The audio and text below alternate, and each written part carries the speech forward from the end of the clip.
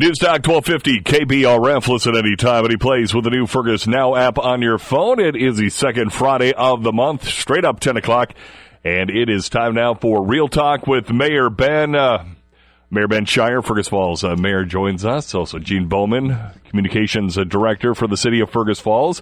Well, thanks for coming in. Hey, good morning, Dave. Morning, Great Dave. to be with you on this snowy Friday morning. Right? At least the grass is covered. Barely. Maybe it'll cover a couple nuisance piles that we'll get to a little bit later on as well. Oh, nice. Well, let's start things off. The first thing we're going to talk about is just kind of an update on what is happening with DeLagoon Park and with what is happening up at the Aquatic Center. First off, let's hit our KBRFradio.com news poll. How much do you know about the upgrades up at DeLagoon Park? 53.3% said some, 20% said a little, 20% said a lot, and just about 7% said they didn't know anything about it. What upgrades are you looking forward to the most up at DeLagoon Park? 53.3% say the bathrooms. I think, especially, we were talking a little bit before that they're going to be having the bathrooms and everything up at the soccer park. Ben, I know that you've coached up at the soccer field, and I've got a kid that's up there. Yeah. It's a long walk to those porta potties sometimes. And there's a lot of people out there, isn't there, Dave? If people go out there on a Tuesday or a Thursday evening in the spring or the fall, it's amazing to me how many families are out there. And so, I think hats off to the communications department, Gene, that you lead up. People know about the improvements, sounds like, that are happening out there, and they're excited about them. And so if they're excited about a bathroom, I guess that's a good thing, That's right? right. That means we are putting in the right things. That's well, right. especially with the BMX track out there now, too. So we've yeah. got a whole nother activity in the archery range.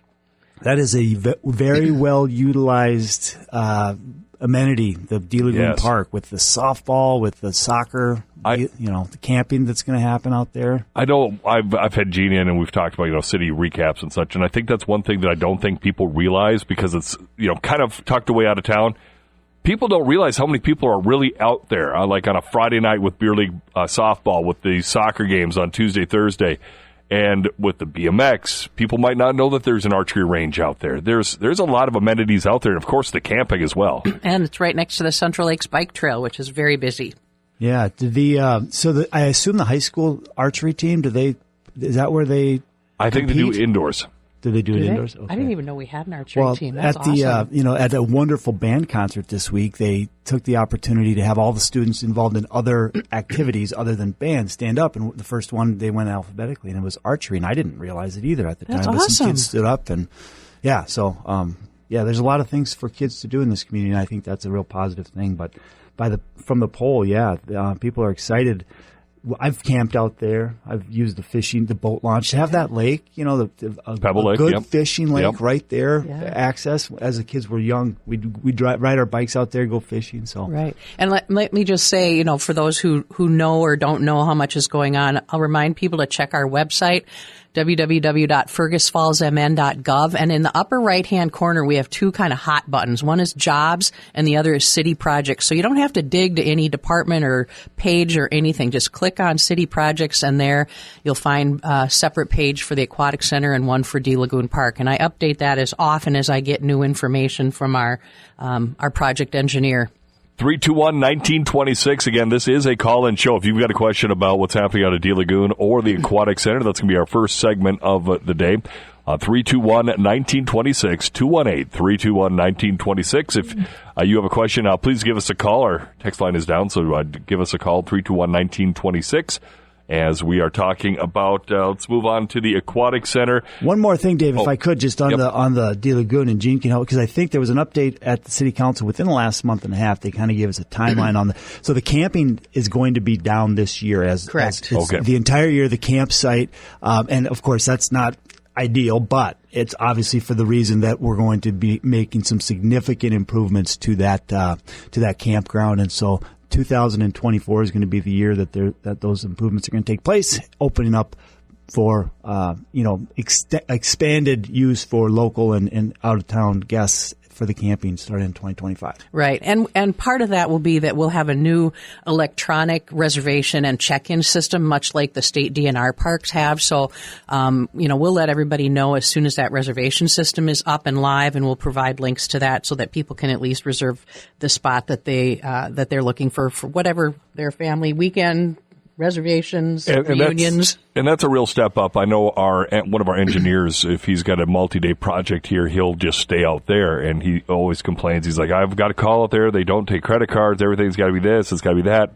So he has to call Pam over at the Parks and Rec and get everything all signed up there, and then he's got to write a slip.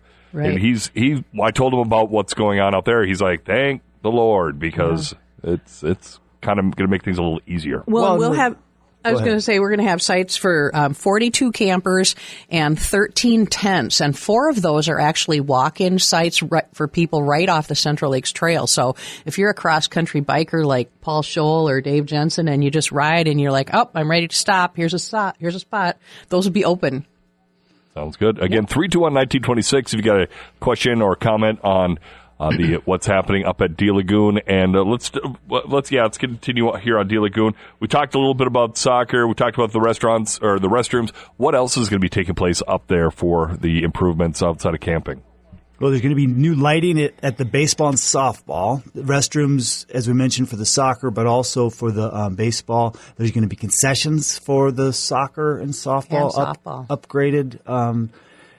So there's lots of. It's a little bit of. It seems like if you use DeLagoon Park, there's a little bit for everyone out there, right? Yep, depending absolutely. on what what the activity is, but whether it's the BMX, whether it's the soccer, the softball, like you mentioned, Dave. Friday nights I play out on church league with Jean's husband. We play on a church league team He's together. The pitcher. It's a small world. Right.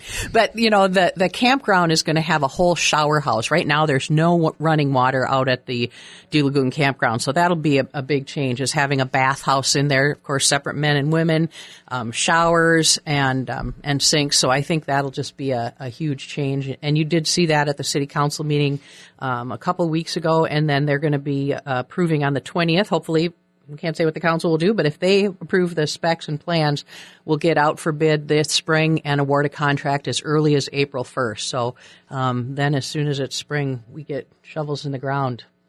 And is that going to disrupt? Obviously, we talked about disruption of camping. Is that going to disrupt the beer league and the church league soccer or softball? I don't think so. No, the goal is the only thing that will be disrupted is the major overhauls to the camping, but everything else will go on. Right. The soccer, the softball, we're in touch with the BMX track just to let them know the construction schedule so that they can plan accordingly and they can continue to have their activities. And I think when the time comes that middle concession and bathroom place in the middle of the softball quadrant has to come down, we'll certainly make a plan B and provide lots of porta potties so that everybody's taken care of. 321-1926, 321-1926. Let's go from DeLagoon over to Roosevelt Park on top and discuss a little bit about the Fergus Falls Aquatic Center. I'm really looking forward to this. I think this is going to be kind of a new gem for the city of Fergus Falls. Yeah, I'm incredibly excited too, especially just in light of the fact that 60% of the city's residents also agreed. This is something that we've talked about. I remember Bridget Leonard first called me, back in 2013 or 14, and that was after the discussion of a aquatic center or a pool had already been, happened for 10 years in Fergus Falls. So, Bridget said, hey, how do we get this moving? And as we know with projects, they take a lot of work from a lot of people, but I do have to give Bridget a lot of credit because she was the main force behind getting this group together and keeping it together. And keeping it together through some really challenging times, right? And changing leadership. And changing leadership and councils and COVID and all these things, and presented the public with what after many meetings with various stakeholders to the public of what is something that the city of Fergus Falls really got behind and supported. And so incredibly excited for everyone. And I think I hear that from people all the time. Finally, we're going to have an aquatic center and a pool in Fergus. And so, yeah. And everybody's, one of the things that, some of the people that are less than pleased about it. They don't like the location, but the location was what was on the ballot. That's what people voted for, to have it up at Roosevelt. I think that's something that people need to remember. Absolutely. As we went through and over the several years, I mean, there was multiple sites considered, and each of them was ranked, and they were discussed, and ultimately, they had to bring forward, like, this is where the groups proposes that be site. I think there were some people who felt like that was not the right site, and they pushed that to make sure that site was on the ballot, so that people would know exactly where that aquatic center was going. So the 60% of the people who voted, I mean, it was on the ballot, which I think is very important for people to understand. Right. And the other thing is, I was just starting my job at this time in 2022. And so that was really my responsibility, is to be sure all our communications said, this is where it's going to be. This is going to be how much it's going to be costing, and also how much it may cost to operate annually. So, that was no secret, because once this is up and running, we need to keep it running and have staff, and there will be utilities and, of course, revenue to offset that. But it reminds me a lot of the conversation that the school is having right now. If you've read Superintendent Drake's column in the paper this week about how they picked the piece of land across from the prairie wetlands for a possible new 3rd through 5th grade school. So it's been a very thoughtful process. And I, to your point, Dave, I know there are people who aren't happy with it and don't want it or don't want it there, but I'm trusting that those people voted against it. And there were, what do you say, 60% yes? So there were 40% of the voters who said no. So, and I know I know one of the things that's going to come up, and people are always like, well, why couldn't we have it up at the RTC? Well, that would actually get into one of the reasons why that site wasn't considered, if I remember right, the historic tax credits that the RTC gets, that would have had an impact. Plus, the school was also looking at that as a possible location for that school that they're voting on, that's across from the prairie wetlands. I think all that was considered as well. Yeah, all the sites were considered, and they were ranked, and there was criteria that was determined. I think with the RTC, for example, it was the Horseshoe Park, and I think it was quickly determined that didn't meet the historic qualifications for the historic tax credits, and there was it just brought a whole lot of complications into it, and so they moved on, because there was other sites that were available that didn't have those complications. So, ultimately, it's one of those things where you ask people to be involved in these decisions, and oftentimes it's a challenge to get, people involved until the very end, where it's going to actually, it's affecting them, and then they're very interested to go back. And so that's a challenge we face every day: is how do we get people involved through there was multiple sites considered over several years. People often don't remember that; they remember the point in the process where the decision was made. Right. Well, and I think, the school, Roosevelt Park is right across from the school. So the user groups, those are our kids. They know where the schools are. They used to riding their bikes or walking up or getting rides or whatever they do. So it's nice and centrally located, because I know we were talking about maybe up at the Norgren property, and it's like, that's just too far away for everybody to get to in an easy summer-like manner.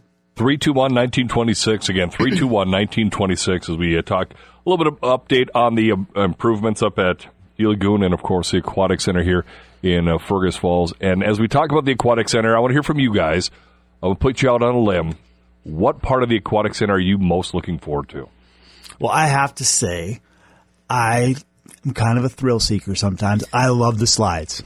I love when I'm a big kid when it comes to that. Like we were at, we went to a couple aquatic centers with my kids this summer, and I go for the slides right away. There you go. Well, and there are going to be 2 of the big, tall, curly slides. One of them will be totally enclosed like a tube, and the other one will be open on the top. And then there's 2 more slides on the little kids piece.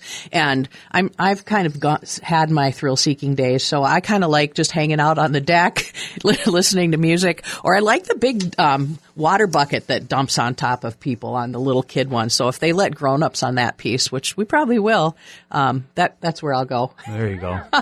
So definitely looking forward to that. And I know anytime we mention the Roosevelt site, we always want to make sure that we mention that the WPA stuff is still there. So the picnic shelter still there, restrooms still there. Right, and the skateboard park is still there. And the skateboard park. And the picnic, the Kiwanis, I think it's the Otter Riser Kiwanis Club that sponsored the more modern picnic cover, if you will, where Tommy played band in the Thursday night concerts. That has been relocated, and that will go to, I believe, to the dog park. That's what I heard. Yep, we'll use that. Yep. And it's another piece of Muggins Park. Higgins Park. Higgins Park. I was going to say, a Wiggins. I think that's another thing that people. I know I talked to Mary about that. She's like, I was like, why do we need a dog park? But every time she drives by there's 5 or 6 dogs in there. I mean, I live over in that neck of the woods, and it's used constantly. We take our dog there all the time. It's very, very used. So I think people are going to really enjoy that picnic shelter over there. Absolutely. And there's again another instance where people stepped up and said, hey, we need a dog park. And they didn't just bring an idea. They brought their resources and their time. So Chelsea and those who were instrumental in the dog park, that's how things get done in the community. I just love those stories. Yep. 321-1926, 321-1926, as we are going to switch over and talk a little bit about some of the nuisances and things that you may or may not know that are on the city code. We're going to discuss that here when we come back with Mayor Schierer. This is Real Talk with Mayor Ben on News Talk 1250 KBRF. 10:19, Real Talk with Mayor Ben on News Talk 1250 KBRF. Again, 321-1926, 321-1926 as we move on to the nuisance category of today. And obviously, looking outside, we got a little bit of snow, maybe not enough to shovel, but pretend maybe we got 6 to 8 inches. So let's talk a little bit about... Let's pretend that we do actually have to get out there and shovel today. And that is one thing that people need to remember is you've got a limited time to get that off your sidewalk. Yeah, absolutely. So residents have 24 hours from the end of a snow event to get the sidewalk cleared off. Now, remember that's public land. At the 6 feet right away out of the road is public property. And so we count on the residents to keep that clear. And like I said, they've got 24 hours to do that. And if, for some reason they can't, then we'll remind them. And I know it's you guys aren't sitting there with a stopwatch and such, no. But there are sometimes I've got somebody lives a couple blocks down. I know every once in a while I'll walk to the gas station, and it's like they didn't shovel the entire year. Yeah. It can be really, really bad. So absolutely, and I will say from experience, the mayor has been called when it's been 24 hours and our house wasn't shoveled. Someone called and the city came out and said, shovel your sidewalk. It's for safety, right? It's absolutely for safety. It's for safety. And those, like you walk, Dave, I walk around that neighborhood and you're right. There's times, especially when you get that freeze thaw and you get the ice stuff, it gets to be dangerous. And we want to just make sure that people are safe and they're able to walk around their neighborhoods. So that's we're not out there trying to bust people. We're just trying to make it, safe for pedestrians to walk. Absolutely. And of course, another part of that is moving your vehicle every 24 hours because this will let, the plows come through. Yeah, and I want to say that moving your vehicle every 24 hours isn't just when we've got a snow event. That's all year, every day. We need to know that the vehicle that's parked on the street is licensed and operable, and that you're not just using it as a dump spot for some vehicle that isn't working or that your kid away from college isn't driving because they don't come home till spring. But yeah, every 24 hours. And, I do want to talk about snow emergencies. We declared, I think, one last year, and we really try not to. But, we ask as a courtesy to please not park on the street if you have that option when it's snowing, because our crews will go through and plow. But if it's really bad and we have to declare a snow emergency, then that starts always at 5 o'clock on the day of the snow emergency. 5 p.m. 5 p.m. Thank you. And it coincides with the day of the month and the side of the street. So like today is February 9th. That's an odd day. So if you live on a street and your house number ends in an odd number, starting at 5 p.m., that's where you should be parking your cars. All the cars in a block should be on that side of the street for the next 24 hours. So, and we remind you throughout the snow emergency about where you should be parking depending on the date. And again, when that happens and you can't move your car or you didn't get the message or whatever, we don't just go out right away and tow you, but we sure do our best to get plowed around you. We hope you don't get nicked. That's awful, but they can do cleanup much more quickly and efficiently when all the cars are on the right side of the street or off the street completely. And, of course, it also means you're not digging yourself out. Right. And, one of the things I want to remind people is that we do have a Smart 911 partnership with Otter Tail County. So if you go to their website and you sign up for Smart 911, then we can send you a text alert in the event of a snow emergency, and you'll know exactly where to be and when. And, of course, the Fergus Now app, we always push those notifications as well with the KBRFradio.com news. Yep, you guys are great.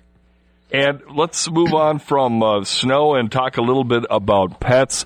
There's a lot of little intricacies of the city code when it comes to pets that a lot of people really don't know. Yeah, I think you're exactly right, Dave. And the purpose, the purpose behind it, we want people to have pets. Of course, people love their pets. We want to make sure that the community having pets is safe for neighbors. There's a safety concern. There's just like cleanliness too, right? Like the biggest thing is like let's just be reasonable here. If you have a pet, pick up after. We've all been walking downtown and seen an instance where someone didn't pick up after their pet, and it's like, come on, people. It reflects poorly on the whole community. Yeah, but I mean, there is a maximum. So there's a maximum 4 pets, which is 3 dogs and 1 cat, or 1 dog or 2 and 2. But there's 4 pets, but not all 4 of either. That's something the city council did address a couple of years ago, and right. they, and whether or not I agree with that number doesn't matter. That's what the city council, that's what's in the ordinance. So chickens, of course there can be chickens, but you have to have there's a permit process for that takes into consideration the neighbors. And so you can have 4 chickens, but no roosters. But no roosters. And then now, goats. Actually, goats. Yeah, city council just recently approved the use of goats for vegetative management. Right. Not for pets. Not for pets. Not for pets. Yeah. And you have to go and get neighbors' consent on the goats as well, and they're for nuisances like buckthorn. I think it's reasonable. Again, it's like if you're in every area of town is slightly different, but if you're in an area of town that is conducive to having chickens and your neighbors agree, then why not, right? Right. But at the same time, it's like maybe there's some parcels that aren't conducive to that, and so I think it's a reasonable ordinance that allows for and requires neighbors' permission. But yeah, I mean, get your pets licensed so that city's aware of them, and making sure that that they're up to date, they're neutered, they're vaccinated. So safety concerns. We have a good partnership with the Otter Tail County Humane Society, and so in general, people love their pets. Let's make sure that it's just it's works for everybody, not just the pet owner. Right. And one thing you didn't have on this list that I'm going to bring up just because it's one of those things that everybody kind of forgets about, and that is rummage sales and yard signs or yard sale signs. That can be on your property, and then it really isn't supposed to be scattered throughout town. Right. You can't put them on the boulevard. Again, that same 6 feet away from the street, that's public property. You cannot put signs there. If your neighbor lives on a corner and they say you can put it on their private property, that's okay. That's okay. But, we just don't want the collection of signs on, some corner right by a stop sign that distracts the drivers, and it's Union Vernon can get pretty bad. Yeah, and up by the YMCA, that one's kind of busy as well. So thanks for reminding us about that. That's one that always kind of pops up. I know that Andrew often hits that when I talk to him in the summer. Well, let's move on to yard waste and mowing and such. You can always take the yard waste to the city of Fergus Falls dump if you're a city resident, free of charge. Right, and we've got the after-hours landfill, and of course that's not open right now, but when that opens again in the spring, that's open in the time when the dump is not open. So whether it's your Friday night work, your Saturday all day, Sunday, and you want to drop off leaves or brush, you can do that.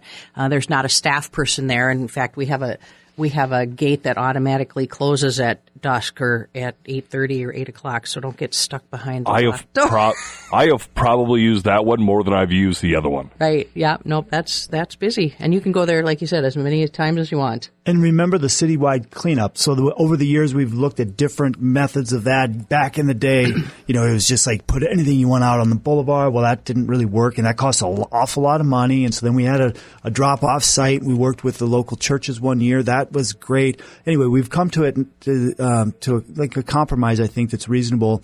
Every city utility bill, every residence gets one free trip to the dump, along with, there is an insert that's gone out in the utility bill.